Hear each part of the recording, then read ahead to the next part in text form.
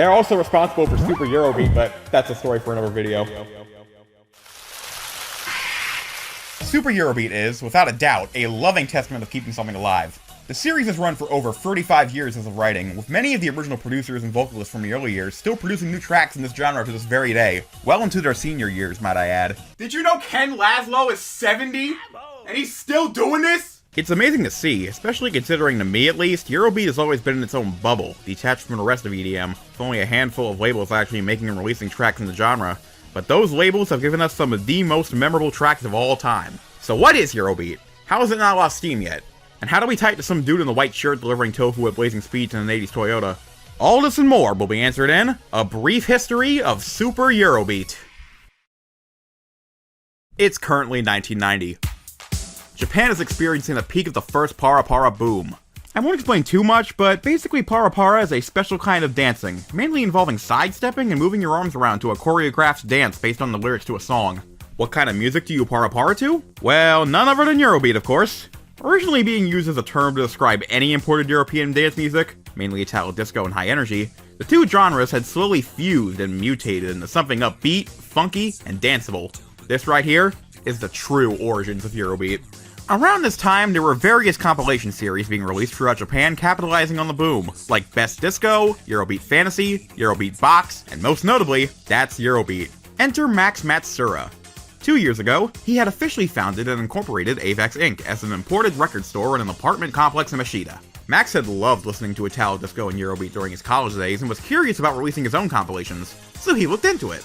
However, due to licensing restrictions, the CDs would have to be created in Italy under a different label, Beat Freak, and then imported into Japan. But this was it, the true beginnings of Super Eurobeat.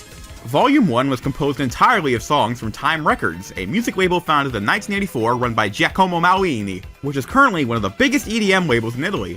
It was commissioned from the label, being non-stop mixed by Malini himself, hence why it also has a catalog number under Time, with the Beat Freak catalog number on the obi strip it was sent to Japan with. Volumes 2 through 8 featured songs from other labels as well, most notably Asia Records, Flea Records, and Disco Magic. So the first 8 CDs were released and imported all throughout 1990. They were a pretty big hit! A big enough hit to fund the creation of Avex's own music label, Avex Trax, meaning Volume 9 would be the first one released natively. Oh right, the licensing restrictions. He doesn't have the other labels anymore. What will he do? Well, Max did have his own in-house recording studio where he made some of his own Eurobeat tracks, but that wasn't good enough. Is it really Eurobeat without the Euro? Max needed to solve this problem quickly. Luckily, he had a chance.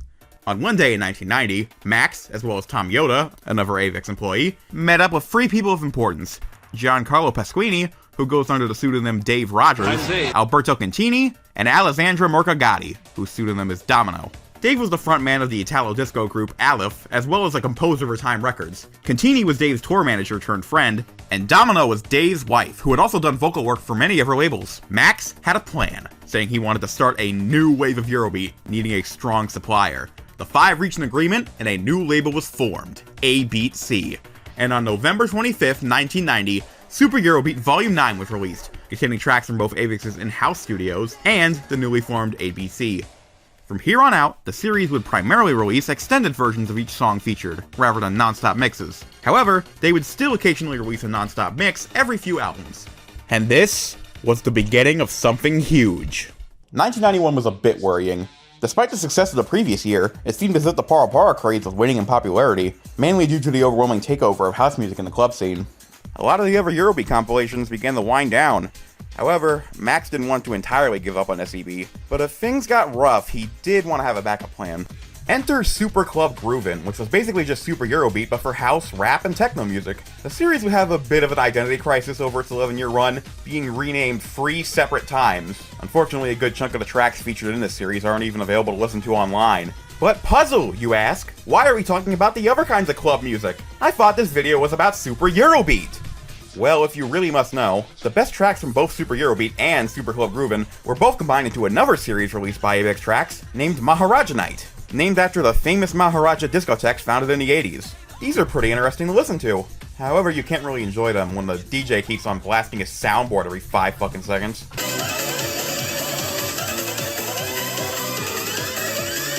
My ears burn. But yeah, you're right, the main focus is Eurobeat, so let's get back into that. 1991 also introduced us to some new staff for the various labels. Laurent Newfield joined Time Records, taking Dave's place after he formed ABC. And speaking of, Brat Sinclair, real name Andrea Leonardi, had just joined ABC. Brat was originally a rock and metal producer, and turned down the offer to do Eurobeat originally. But after listening to some Aleph songs, he had a change of heart, and joined Dave and Contini to form Rogers Contini Sinclair, the group that blessed us with the greatest single cover of all time. Oh, isn't that just glorious? 1991 saw the release of Super Eurobeat Volumes 10 to 18. Volume 11 introduced the now iconic Super Eurobeat wordmark still used today. Volume 13 featured a mini-mix of ABC songs, and after some work, Time Records rejoined the SEB lineup for good, starting with the 17th volume. The squad's finally back together, bros! And to end off the year, the first of many best of year releases would come out, containing the best tracks of the preceding year. 1992 was a pretty interesting year. Avex's logo got a facelift, now looking ready for the edgier sound and feel of the 90s, and Maharaja Night spawned two spin-off series containing extended tracks, House Revolution for House and Hypertechno, and High Energy Revolution for Eurobeat. The latter was basically just used for songs that didn't fit into mainline Super Eurobeat releases, because admittedly the Eurobeat labels dutifully churned out a lot of songs. At least the songs in this series still managed to get into the occasional Super Eurobeat non-stop mixes, starting with Volume 25. Speaking of, this year we got Super Eurobeat Volumes 19 to 29. The non-stop mixes from this point onward were special mixes partnered with the King and Queen Discotheque. Notice like a trend here. And as for the best of 1992 release, there were two actually. One normal and one mixed. Which side you on, homeboy? Here's a one-off. Super Eurobeat presents Hyper Exciting Night was Avex's attempt to do a mix with the insane level of DJing of competitor series That's Eurobeat non-stop mix. The chops being so in-depth and intricate absolutely massages my brain. Super Club Groovin' would also get Hyper Exciting Night albums, but they got like 12 of those, and SEB only got one, so I'm a little sad about that. Also, this is officially marked as the end of the first Para Para boom, with That's Eurobeat beginning to lose steam. And yet, Super Eurobeat is still here. In fact, Volume 28 was the first album to reach the Oricon album charts. Maybe there is something special about this series after all. 1993 is here now, and we kick off the year with the beginning of a tradition. Every 10th Super Eurobeat volume would be a special non-stop release, celebrating all of the tracks from the beginning of the series to the present. No new sub-series were launched this year, but Super Club Groovin' was renamed to Super Club Groovin' House Revolution, starting with Volume 14, and the head office of Avex was relocated. Also in 1993, a new sub-label of Avex tracks was established, Cutting Edge, which was a joint venture between Avex and Toshiba EMI. Wait, that name. It rings a bell. Two former Time Records employees, Claudio Agatino and Federico Ramonti, formed a new label called Live Music Studio. They released two Eurobeat tracks under it, but decided Eurobeat should be given its own sub-label. We'll have to wait a year to see where they go with that though. Of huge importance, it was officially time for the second Para Para boom! Clubs like Xenon, Twinstar, King and Queen, and Maharaja were very popular during this period. They were the ones making Para Para routines for various Eurobeat tracks, even releasing them on their own videotapes. I wonder if Avex will capitalize on this. Here's an interesting one-off, Euro Garage Selection Cool Remix. The songs featured within have been remixed into the Garage House style. There was also Super Eurobeat Presents 70 Minutes 70 Songs, 70 Min 70 Song, where the premise of it is literally in the name, so I don't need to tell you anything else. This year brought us Super Eurobeat Volumes 30 to 40. Nothing else really of note in Super Eurobeat itself, although they teased the song Hot Love and Emotion by Virgin L in Volume 33's non-stop mix before releasing it in full on the following volume. It was even featured in this TV commercial with a mentally sound individual. And one last thing before we wrap up this year. This was when the genre of Eurobeat really started evolving and getting faster, so strap in for the BPM increases. Boy, I sure do love being not auto-traced. 1994 was when things really started to take off again, and boy did they ever, because this year was jam-packed! With Super Eurobeat's newfound increased popularity, they decided to re-release volumes 1 to 8 under Avex. These versions were fully extended, with different track lists, except for volumes 4 and 8, which were non-stop. Of less importance, the Super Club Groovin' of House Revolution was dropped this year. Quite a bit of label staff shakeups. At time, Laurent Newfield took a backseat from production to let Sergio Delora take over, but he wouldn't completely leave the label. For now. Also, Ramonti and Agatino launched their new Eurobeat label, High Energy Attack, with Nick Vastari doing most of the music production himself, with the two founders assisting him.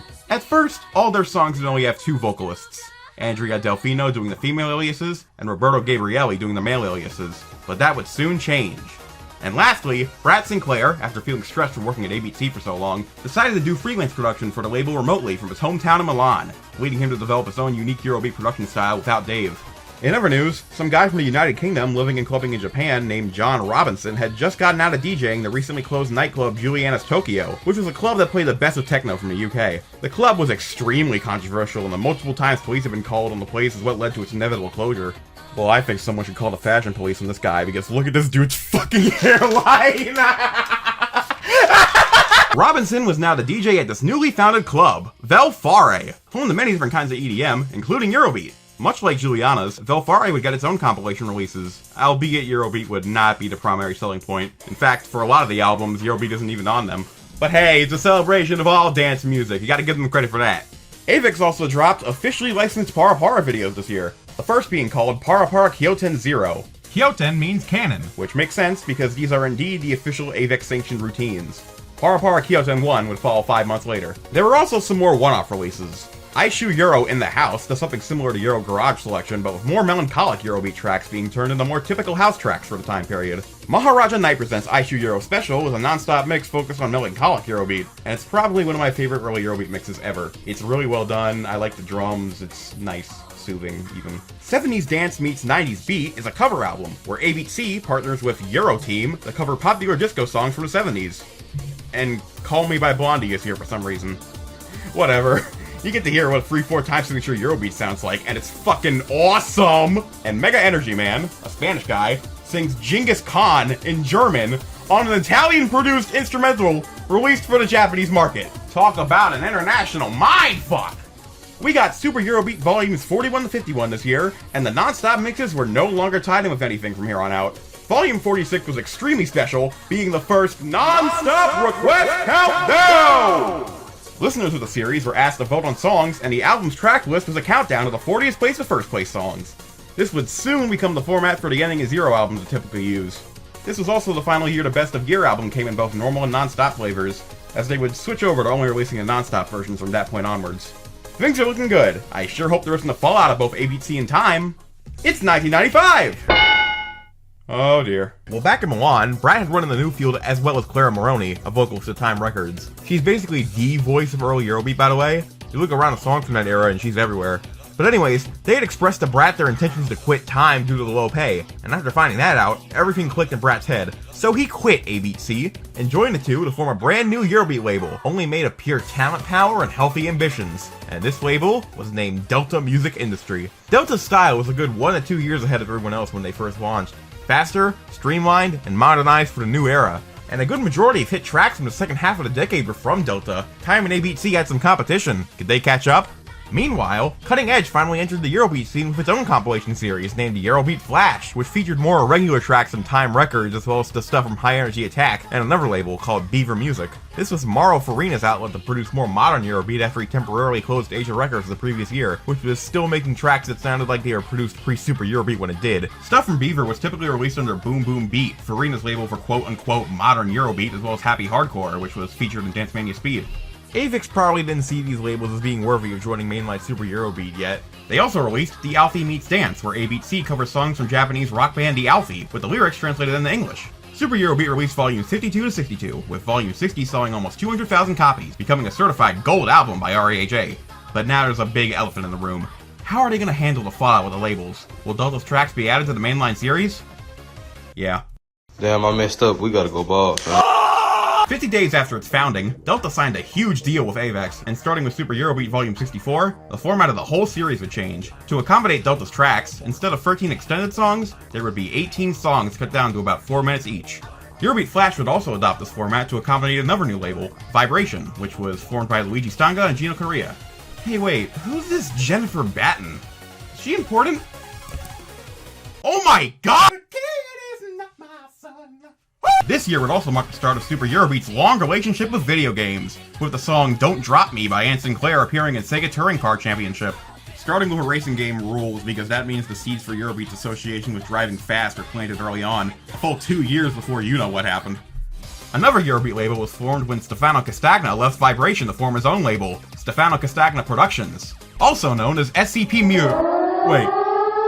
Oh no! Oh, come on! Avex released Para Para Kyoten 2.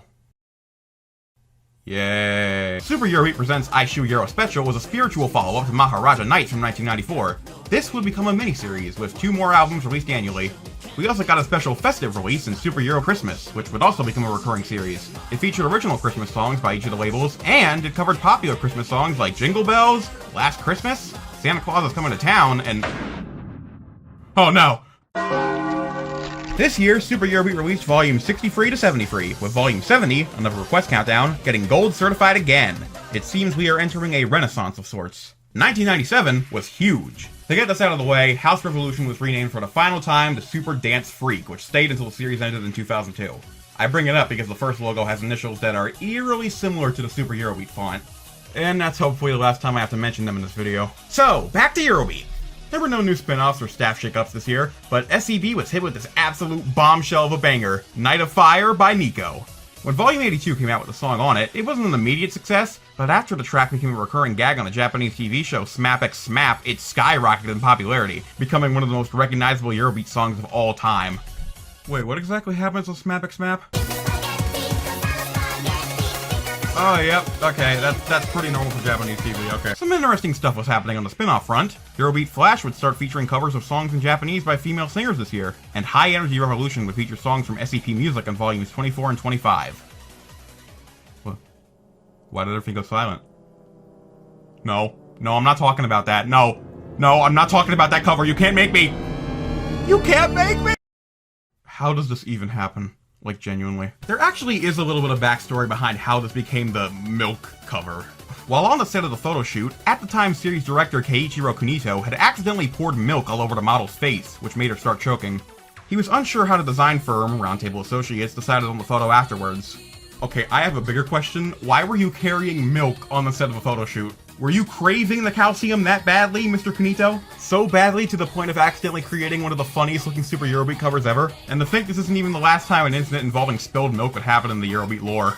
Super Eurobeat released Volume 74 to 83 this year, and Volume 80 once again sold insanely well. And much like another series I've covered on this channel before, a tie-in with another property would change everything. You there, viewer. Have you ever heard of Initial D? Ah, who am I kidding? I'm pretty sure most people watching this know what Initial D is, but just in case, here's a quick recap. I don't know, it's something about a white boy driving a shitbox. Women can't drive! So with that said, in 1998, the series was adapted into an anime, produced by Obi Planning and Avex Entertainment. And since Avex could save money on the soundtrack because he already had this huge collection of high-speed music about racing and sex and stuff, it was decided that Super Eurobeat would become the soundtrack of Initial D, and that decision would forever change the legacy of this genre, pushing a select couple of songs into near mainstream levels of popularity. Eventually, there would be Super Eurobeat spin-off releases dedicated to just the songs from Initial D, with some of them even winning awards at the Japan Gold Disc Awards. That's basically like the Japanese Grammys, if you didn't know. Yeah. On the spin-off front, the original Maharaja Night series of non-stop mixes had concluded the previous year, so the High Energy Revolution sub-series was renamed to Eurofire for its last 3 albums, concluding in April. SEB Music jumped over to Eurobeat Flash, which also saw the addition of songs from ABC and Delta, and stayed there until that series ended the following year. And Mauro Farina would relaunch Asia Records with songs now done in the modern Eurobeat style. However, they would still be distributed through Free Beat. You know, Boom Boom Beat. Super Eurobeat would release volumes 84 to 93, with volume 90 getting certified gold. Stuff was getting big, and things are only going to get even bigger because it's now time for the third Para Para boom! Thanks to the aforementioned SMAP X SMAP, Para Para was revived in the public consciousness again. During this period, with Xenon having closed its doors, Twinstar continued to make routines, and Velfari and 9LoveJ started making their own routines. Eurobeat Flash got abruptly cancelled at Volume 22, being relaunched 6 months later as a Para Para-centric series called Euromock. The covers featured really cool illustrations of women in Gyaru fashion and makeup doing Para Para. Gyaru was a rebellious fashion trend in Japan around this time, the name being the transliteration of the word gal. The artwork on these albums was done by Tae Chiba, and I think they look really nice. All of the labels that were previously in Eurobeat Flash jumped over to Euromock. The entire series of compilations is non-stop mixes, a la Dance Mania, of new songs from each of the labels. While awesome for Para Para dancers, this in retrospect has led to a good chunk of songs featured within not getting in mixed releases later on. The fate of these songs is now in Avex's hands, and nowadays they don't really seem to care at all. That's unfortunate. This year, Super Eurobeat teamed up with the Japanese equivalent of NASCAR, the All Japan Grand Touring Car Championship, which would later just be known as Super GT, beginning a series of non-stop mixes based around the races. This would continue on for a good while, being annual, even with 2 a year sometimes with these second round releases. Super Eurobeat dropped volumes 94 to 100, and as a bonus, watch what happens when I put these 6 together. Whoa, bro. This was the first year in the series history where they didn't release mainline entries year-round, stopping with 100.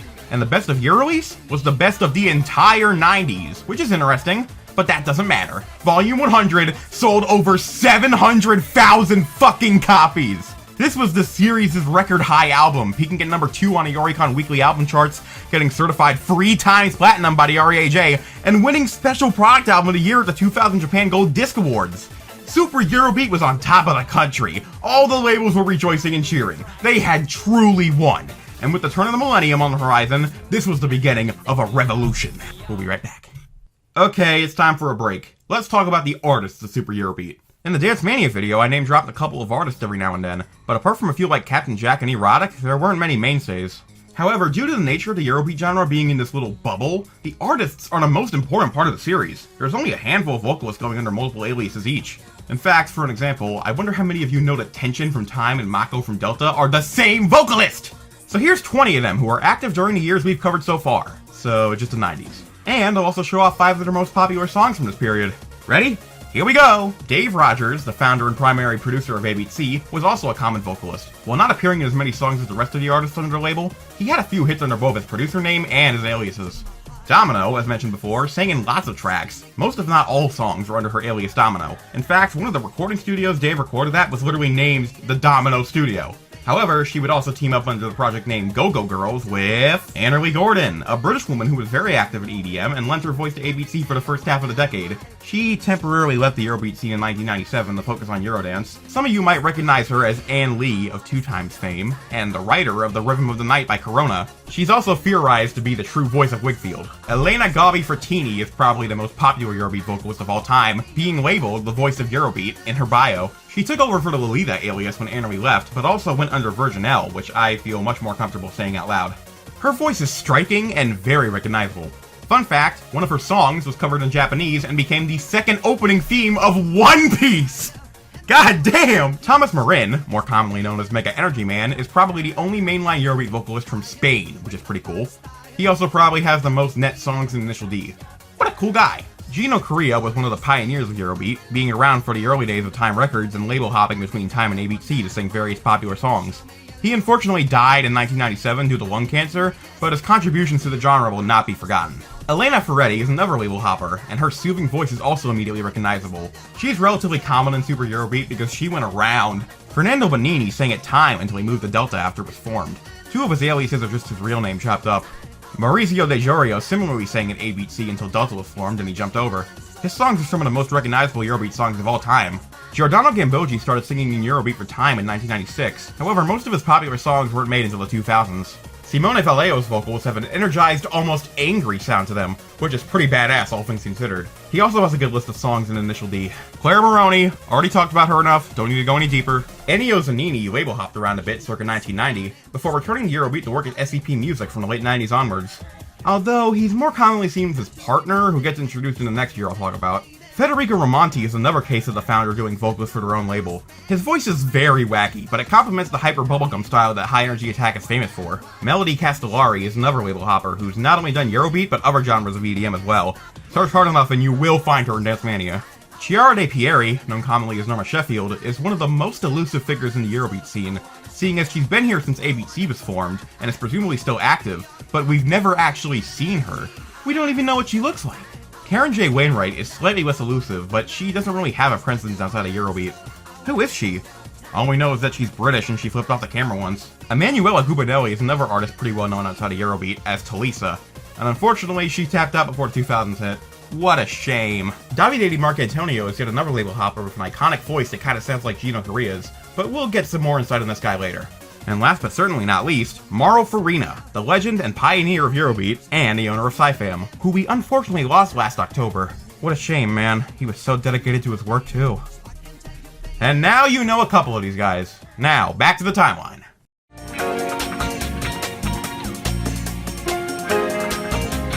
Well, after 4 whole months of build-up on the morning of January 1st, 2000, Avex rebranded with a fresh new logo, and Super Eurobeat Volume 101 was released. They were back and better than ever, with a cover design style refreshed for the brand new Millenium. They had a lot of catching up to do. I mean, you missed 4 whole months.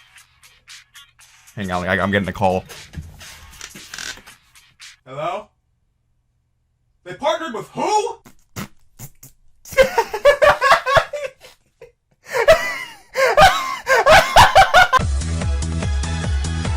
Whoa, slow down, Maurice. Yes, this is real. This is a real, official Walt Disney Company sanctioned release.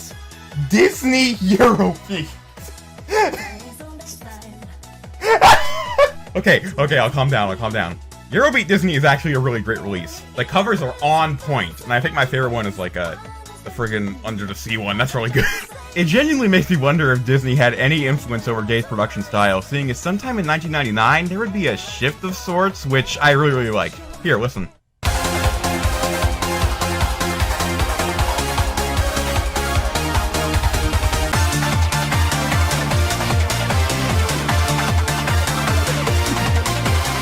Yeah, did you notice, like, the drums? They got, like, slightly more aggressive.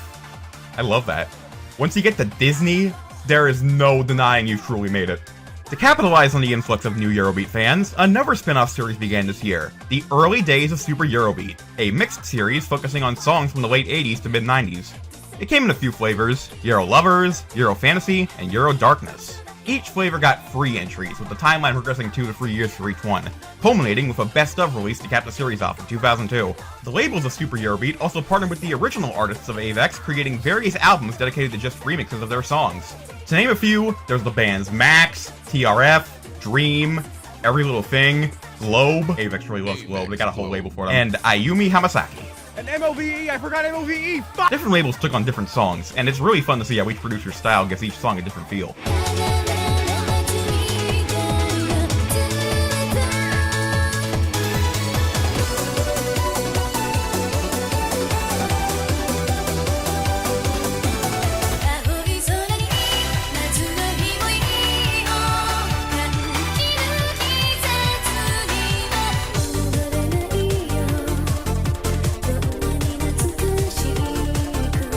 Also, with Eurobeat now in its prime, there were competitors! I mentioned before Dance Mania made some Eurobeat releases, but a lot of other labels are making their own compilations too, mostly featuring songs from Asia Records because Sci-Fam, its parent label, really loves licensing out their music libraries to everyone.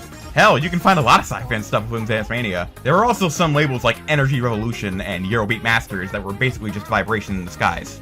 AVEX also went back to making their own Para Para routine videos this year, with the Para Para Paradise series of DVDs, featuring this girl group known as the Para Para All-Stars.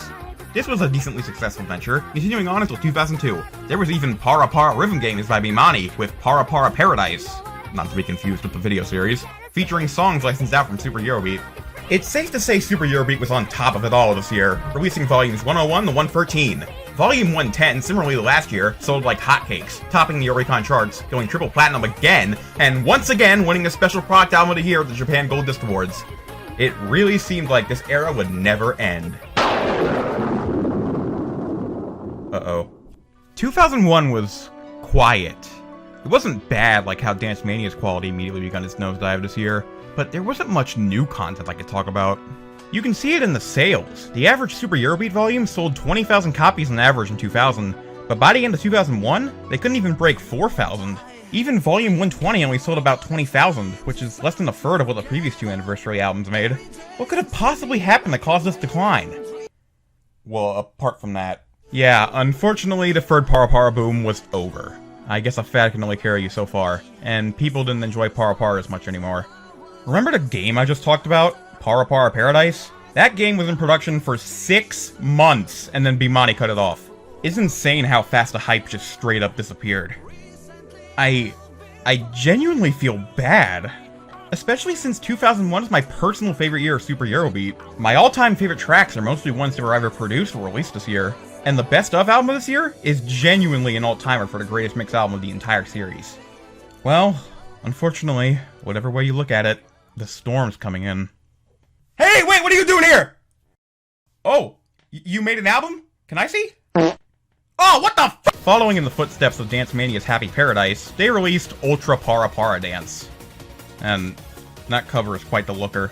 Don't you literally have Taie Shiba on speed dial? Just get them! In a similar vein to the artist tie-ins from last year, each of the labels took on remixing various songs from the series. Pretty fun! You should definitely give this whole album a listen. It's like, really good. In other news, you know how there's some chill-out EDM compilations out there? Here's the Super Eurobeat equivalent, Heaven, Eurobeat meets Healing Style. This album is exclusively songs from ABC because, as described by Alberto Cantini himself, they make a really good melody first, and then add the drums. I gotta say, that absolutely checks out, because this is so nice. Apart from that, it was basically just business as usual, uninterrupted. Super Eurobeat volumes 114 to 123 released, yada yada yada.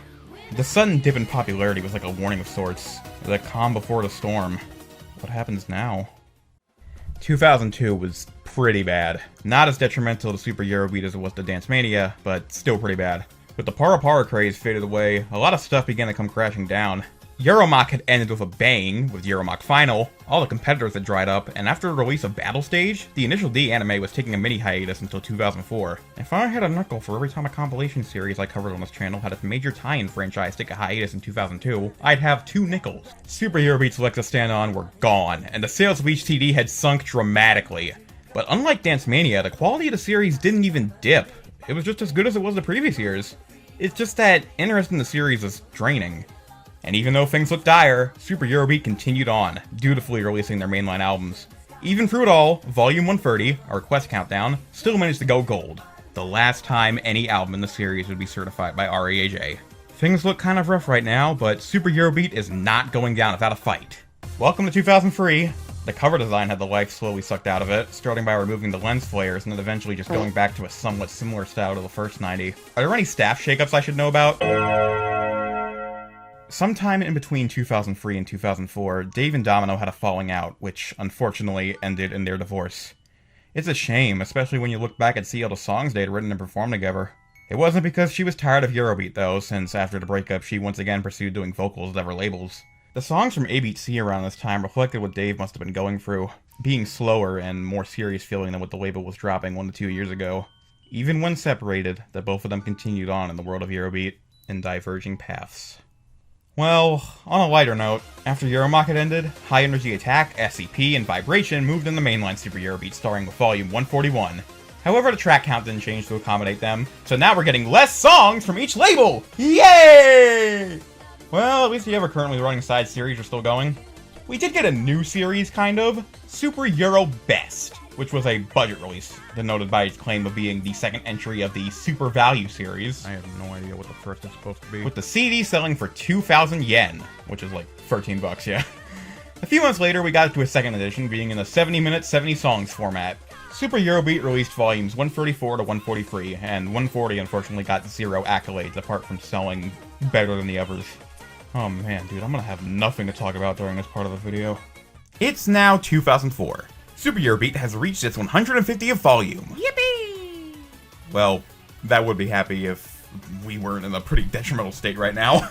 Inside this compilation were 3 discs, 1 CD of Eurobeat, 1 CD of J-pop, and a DVD featuring interviews of Eurobeat producers and artists. I actually used the content of this DVD as a source for some of the information in this video.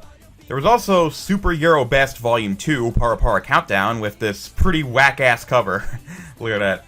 That's pretty ugly, honestly. Ew.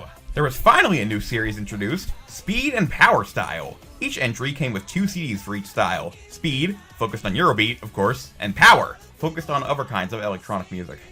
Mainly house and trance, but there were others as well. Perfect timing with Initial D finally returning. Japanese drivers finally have something to listen to while crashing into a guardrail at max speed. This isn't really a staff shakeup, but honestly I'm grasping at straws here, so let's talk about some artists. This year would introduce us to the legendary duo of Ace and Fastway. Oh, what the? Culminating under the name Go2. This duo would proceed to become an unbreakable bond, releasing countless bangers through the not quite dark, but kinda gloomy era of mid to late 2000s Super Eurobeat. We would also be introduced to Manuel, one of the younger Eurobeat vocalists, starting his career at the ripe age of 20. Okay, technically he was introduced in 2003. He did a demo for ABC back in 2002 called Feel the Night, but it went unreleased since Dave didn't like it very much. But when he actually launched into Super Eurobeat with I've Got to Go, his voice was impeccable. When he yelled, it sent chills down your spine, and those pipes of his absolutely elevated the ho-hum production of this era. He wrote out Super Eurobeat to the end, and his later songs are genuinely the only reason I even want to give 2010's SEB the time of day. Super Eurobeat released volumes 144 to 153. This would be the last year where there would regularly be a non-stop mix every few albums, culminating with volume 146 being another 70-minute 70 songs album, recapping the series in chronological order. It's a pretty solid mix, and what a send-off for this tradition. After this, there would be sporadic non-stop mixes in the series, either being the main CD or a second CD included within the first pressing. Hey, wait, before we go on, can I get a closer look at that? Oh, what the hell? Why would they think this is what? They did it. They made a cover worse than volume 76. It's now 2005. This is definitely one of the years of the series ever. Avex realized that there had been a Para Para boom roughly every 5 years for the past 2 decades. Wanting to capitalize on this, they attempted to artificially create the 4th Para Para boom themselves, heavily pushing Para Para content. It started with the release of Gazan Para Para the previous year. They also changed the cover format again, this time going back to the 90s look for epic nostalgia purposes. Surely this means the series would also go back to its roots. I mean, I definitely noticed the Eurobeat is a little slower than it used to be, with many more trance-like elements. Oh my god, I promise I don't hate trance anymore. I don't hate trance anymore. I had to change it. Here's a little tidbit. On January 19th, Avex submitted an application to Guinness World Records to recognize Super Eurobeat as the compilation album series with the highest number of releases.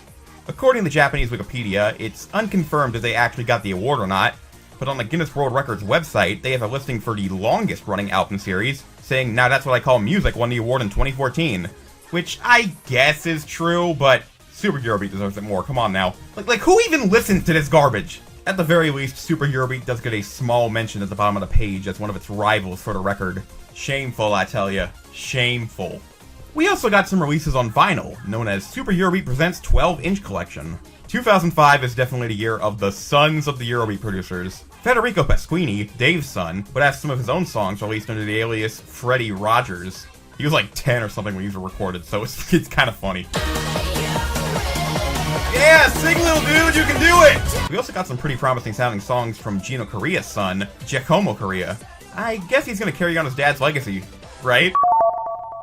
What the fuck? In terms of mainline Super Eurobeat, volumes 154 to 163 were released. Vibration tracks disappeared after volume 159, and starting with volume 161, Asia Records took their place. Hey buddy, it's time for another intermission, and this time we're talking about rhythm games! And also Initial D arcade stage. As I mentioned before, Bimani did make an entire video game dedicated to Para Para, but I want to talk about the Bimani games people actually give a shit about, mainly Beatmania 2DX and Dance Dance Revolution. We'll start with DDR because I think it's the more iconic game, and I've also talked about it before on this channel. The first few DDRs had some esoteric-ass Eurobeat in them, mainly stuff from King Kong and the Jungle Girls like Boom Boom Dollar and Walkie Talkie. Also, If You Were Here by Jennifer, which is like, eh. But then out of all things, goddamn, my god, it's Disney again! How do they keep doing this? Did Walt Disney sign off on it? my god, Dance Dance Revolution Disney Mix is when we get some more notable Super Eurobeat stuff up in here. Mainly select tracks from the aforementioned Eurobeat Disney, but also Night of Fire survived the cut and made it to the US version. And considering the god-awful Tokyo Pop dub of Initial D that America got in the early aughts, that replaced all the Eurobeat with rap and hip-hop, this was probably the first time any American citizen had heard Night of Fire, which is incredible. Have you guys ever heard the Tokyo Pop Initial D opening? Oh my god. Fucking Initialize! Initialize! DDR 5th mix is when some more actual Eurobeat got included in the game. We get 2 songs from the Eurobeat Masters label, God of Romance by Judy Crystal, and the much more iconic Hot Limit by John Desire. The joke with this song is that no one can understand the lyrics apparently, but the misheard lyrics are pretty funny. 6th mix and 7th mix would also include more stuff from Eurobeat Masters, but also a one-off from Asia Records, and one from a label called High Sight. I kinda don't want to look into them right now, because what are these names? Okay, so that's DDR, now on to 2DX, and holy shit, we got some actual Super Eurobeat in here. 2DX 6 style would contain Night of Fire, Para Para Paradise by Domino. Is this seriously the third thing called Para Para Paradise in this video? Romeo and Juliet by Lolita, and Yesterday by Cherry. 2DX 7 style would contain Burning Up For You by Sarah, Heartbeat by Natalie, Love Generation by Susie Lazy, Solid Gold by Dusty, and Remember Me by Leslie Parrish. 2DX11, 2DX Red, that's a fucking mouthful, would contain Car of Your Dreams by Dave and New Age, Harmony by Regina, and Night Flight to Tokyo by Matt Land. And yeah, that's pretty good. I think I much prefer 2DX's selection to DDR's actually. But that's enough of that. Let's talk about the Initial D games. So in this game you... Wait. Is this an Initial D typing simulator? Oh my god. So this game series is fucking awesome and cool because you get to drive the same cars on the same hills from the anime, and you get to listen to some Eurobeat while doing it. We haven't gotten up to that point in the timeline yet, but some of the games had soundtracks of Eurobeat that weren't used in the anime, so I'll put a pin in that and get to it later. Eurobeat is like the perfect background music for when you're racing in other games. Nothing like fast pounding beats to make you want to drive faster. Next time you're playing Forza or whatever, put on Speed and Power Style 2005 and see how much faster you go. Anyways, yeah, that was one hell of an intermission. Back to, whatever the hell's about to happen on my birth year, I guess. Oh, yeesh. 2006 is even more barren somehow. Initial D 4th stage ended, and the Parkinson spin-off stayed taking an even longer break until 2012. I mean, there's the arcade stages 2 and Battle Stage 2. That's not a lot. Well, Velfari had officially decided to close its doors this year, bringing an end to its 12-year-long tenure as a safe haven for EDM. We got Super Eurobeat volumes 164 to 173. Asia Records left temporarily after volume 169. There was one more entry in the Super Euro Best series containing 100 tracks, which is fun. Alright, I guess, let's move on to 2007. Okay, now that we're in 2007, I'd like to point out a personal grievance I have. I really like the cover format of volumes 171, 172, and 173. Apart from the logo being choked by this big, thick outline, I'm a big fan of the huge, bold number in Champion Gothic, a font that remains a constant throughout the mainline series throughout this era. It's striking and modern, a really good evolution of the previous format, and then they did this! Avex, what is this? This is stinky, I don't like it. I know it's not actually like that, though. The gradients are a digital edition, which are a stand-in for the, gold-plated text on the actual covers. I don't understand why they did the gradients like this anyways. Why is it, like, on each individual letter? It's so gross. It's so... man. Why? Bro, why? Okay, enough about these covers. Let's actually talk about the albums. For a little while, each album would have 2 CDs each. The first CD would be the typical new songs, called the latest tracks of SEB, but the second CD would be something else, and it varies per disc. It could be some special remixes, a non-stop mix, it really depends. Starting with volume 175, music from Go-Go with Music, a label founded by Domino and Sandra Oliva in 2006 after they left ABC, would be featured within the series. The more iconic artists from ABC, like Mega Energy Man, Manuel, and, her, would also move the Go-Go's, and Dave barely had anyone left.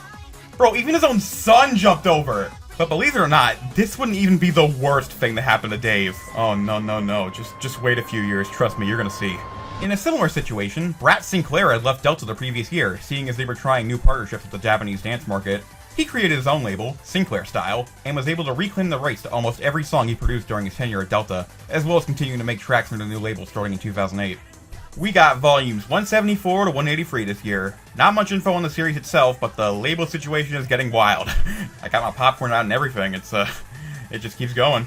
2008 was a big deal for Avex, seeing as they started a promotion known as Road to Super Eurobeat Volume 200 for the 9 albums leading up to the big 200, where volumes 191 to 196 would be a celebratory release containing bonus mini-mixes. We'll talk about the Everfree in 2009's part. This was really when the label flow to Super Eurobeat started happening. In volume 186, Sinclair Style would join the lineup, and Asia Records would return. So how did we handle the now 8 labels featured in the series? Go back to the old 13-track extended format! Yep, that's right. Starting with volume 187, the old extended format would return. Good luck dividing 13 tracks among 8 labels. Let's take a look at the distribution. Wow. Yep. Well, at least it can't get any more Crampton air. Are you freaking kidding me? Dima Music, the label producer and artist Davide Di Marcantonio, would join the lineup starting with volume 188. Prior to this, David Dima had a bit of a journey to work his way up, starting at Time Records and then going to Vibration and SCP. In the end, sticking with Vibration, and the other Vibration-esque labels, until the label died off. Dima formed his label in 1994, but only started using it properly in 2005. There are now 9 labels in the series. A decade ago, there were only 3. And now there are 9. It's cramped in here. Hey, wait a minute, somebody's missing. Oh shit, what happened to Time? To make a long story short, Millenium had decided after 24 years of loyalty to the genre, it was time to pull Time out of the Eurobeat scene. Following this, Sergio Delora left the label and formed a new label for his tracks called Eurogrooves, which took Time's former place in the series. Most of the artists from Time moved over as well. We got Super Eurobeat volumes 184 to 192 this year. Let's continue following the road down to 200 and see what happens. Welcome to 2009. We're still on the road to Super Eurobeat 200, and there's just so many labels on board. Honestly, all these guys on here aren't a bad thing. I mean, the more variety the better, am I right? But unfortunately, a villain is about to enter the story. Following his fallout with Domino, Dave had begun dating a woman by the name of Evelin Malferrari, who took on the artist name Futura. She started out the previous year, singing out at ABC, but she had plans that involved the end of ABC. After 19 years, Dave shuttered the label and began working on helping Futura set up her label, the label that would soon be known as Sunfire Records, launching the following year. The events following this would be detrimental. I mean, if you're gonna get with the king of Eurobeat himself, you surely need the music skill to match, right?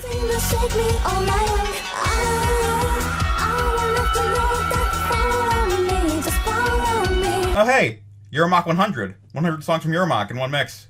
Neat. We got Super Eurobeat volumes 193 to 199 this year. 197, 198, and 199 were all special mixes called the King of Eurobeat, with tracks featuring male artists, Queen of Eurobeat, with tracks featuring female artists, and Collaboration of Eurobeat, with tracks featuring multiple artists. And in a similar fashion to 101 a decade prior, Super Eurobeat Volume 200 was released on New Year's Day 2010. Wait, why is the rest of the script so short? What happens in the 2010s? You know how 2008 to 2015 was the slow death of Dance Mania? Well, check this shit out. 2010, Volume 200 was the big 20th anniversary release. Sunfire Records exists now, joining the lineup in ABC's place, starting with Volume 206, and creating so much noise pollution, it should be a crime. You know, I wish I had more to talk about, but like, this is where the water spout runs dry, buddy. 2011, the cover format changed again. The track list was revised to fit 15 tracks on board. 211 to 220 released this year. No best of year release. There were 3 non-stop mix albums, which was nice. Apparently they did a tie-in with Sanrio, and the songs from that were featured on 218. And unfortunately, Eurogroove stopped producing new songs this year. 2012. No mainline Super Eurobeat releases this year. Yeah, you heard me. They went an entire year without releasing any mainline Super Eurobeat volumes. I'm not kidding. Apparently this was because Avex had decided that the Eurobeat scene was dead. But guess what? This is explicitly stated in the Eurobeat news part of 221's booklet. David Guetta, LMFAO, and Psy's Gangnam Style are responsible for the series coming back. Well, thank you, I guess. Is that a fucking Hatsune Miku tie-in album? 2013, volumes 221 to 226 released this year, with a switch to a bi-monthly format. Here's something notable. On 221, we have the Avengers Endgame of Eurobeat songs, SEB for You by SEB All-Stars featuring DJ Boss. Almost feels like a send-off to the series as artists from all the different labels collaborated for this one. Also, Initial D 5th stage. 2014, volumes 227 to 231 released. Yeesh, now there's only 5 a year. Also, Initial D final stage. Initial D is done. Also, this, I guess. Hello? Manuel, I'm your tiger. Oh my god. 2015, volumes 232 to 236 released. 235 was a non-stop mix. 2016, volumes 237 to 241 released. Do you notice how I'm barely saying anything? Yeah, even though there's still the XX0 releases, they aren't even worth it. No one is buying them anymore. The good majority of the tracks are just unmemorable and generic. It's why I consider the 2010s to be the quote-unquote zombie era of Super Eurobeat. And I think I have someone to blame for all this. I do not think there is anyone I utterly despise more in the land of Eurobeat than Miss Evelin Malferrari, otherwise known as Futura. She is nothing but a talentless hack. She can't write, she can't produce, and worst of all, she cannot sing. And guess what? Since Sunfire was her label, Dave couldn't do jack shit about it.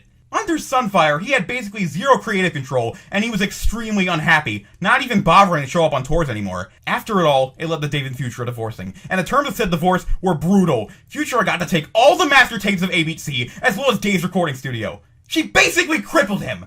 It's an actual tragedy, and only makes the most depressing part of Super Eurobeat's history even worse. Thanks to her, Dave is now left with a fraction of the classic catalog he once had, and basically no chance of any ever unreleased songs from ABC ever seeing the light of day, thanks to her pure and utter villainy. Sorry about that. I really need to let that out. It seems to have finally clicked at Avex that Super Eurobeat was on life support, knowing that they spent 2017 wrapping things up before the next big milestone, 250. They also introduced a new logo for Avex that October, but like, is it really that important? Volumes 242 to 246 followed, with 245 being one last non-stop mix. And then in 2018, the final 4 albums were to count down to the end of mainline Super Eurobeat. The first 3 albums, with 2 discs each, followed different eras of the series. Volume 247 covered volumes 1 to 100, Volume 248 covered 101 to 170, and Volume 249 covered 171 to 220. I actually listened to all 3 of these in one sitting once, and it was an experience. A 7-hour-long experience, but a good one. And finally, Volume 250 was released, capping off a legendary non-stop run of 28 years. 3 CDs celebrating the entire series. And with that, the original run of mainline Super Eurobeat was officially completed. And it seemed that Super Eurobeat was done for good. Dance Mania ended at its lowest point, and only released a few random nothing burger albums before fizzling away. But Super Eurobeat went out in style, with this final round of albums looking back on the history of the series and the way it's been doing for the past 2.5 decades, in a super hyper non-stop megamix. And it's wonderful. Volume 250 could be considered the farewell tour of Super Eurobeat, and seeing as the artists and producers wrote their messages in the booklet like this was the end, it definitely felt like it too. If the story ended here, if this was the final album ever released under the Super Eurobeat name, I think I'd be okay with that. But here's the thing. The story's not over yet. Surprisingly, it doesn't look like Super Eurobeat is ending just yet. Since 2019, the series is now only best of year releases, with occasional one-offs every now and then. Typically, they'll have the new tracks on one disc and a special mix on the other. And that's how it's been for a while now, with as of writing Super Eurobeat 2025 being the last major release. If you're wondering, Dave was eventually able to go back to doing Eurobeat himself, launching Dave Rogers Music in 2018, which is still releasing new tracks to this day. Lauren Newfield finally retired in 2024, but new producers at Delta are keeping the label alive. Nick Vastari eventually went on to form his own label with Eurobeat community member Mandy Energy called Hybrid Mix, and Roberto Gabrielli started his own label, GR Eurosound, getting the former members of Time Records back together to release new music.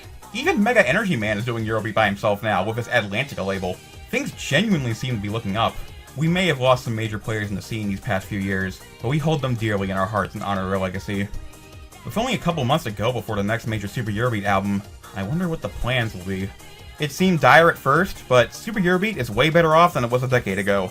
I'm thankful it's getting a happier ending than Dance Mania because there really isn't anything else like it out there. There isn't any other genre that captures the same vibes and feel of Eurobeat, or has such a tightly knit community of producers and artists. It'd be a shame to see it end for good one day, so I'm happy we still have it now. Here's to another 36 years, Super Eurobeat. May you shine on forever. And if you ever do end, at least you'd be drifting off into the sunset on a high note.